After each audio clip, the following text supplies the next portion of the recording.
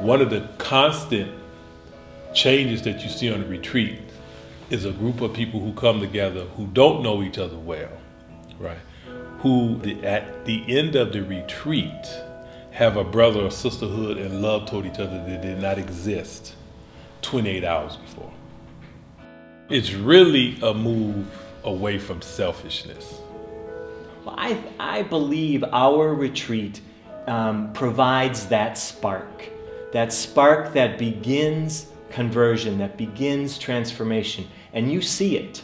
You see it on the men and women who come on our retreats. Oftentimes, even their physical appearance can be tight, can be closed. And by the time they're leaving our retreat, they can be relaxed. They can be, their physical appearance can be loose. You can see the openness on them. So something has happened.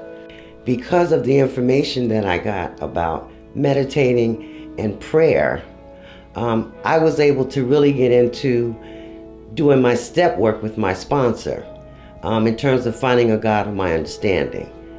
The whole spirituality is based on the fact of this man, Jesus, who took on human flesh to live the life that we live, and the fact that from the beginning, Ignatius and Jesus had women that were following him and working with him. I find this Ignatian way of living being very powerful for us as women who often are treated as second-class citizens, and yet that's not the case here.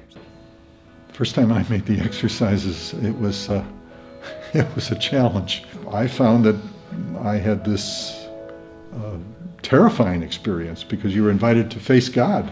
And for me at that point in my life, God was the Almighty, the creator of all.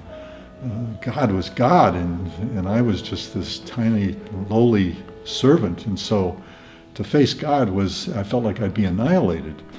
But that experience ultimately was this personal encounter with God, which changed my life. And since that time on, I've ever since been involved in offering the spiritual exercises to all sorts of people.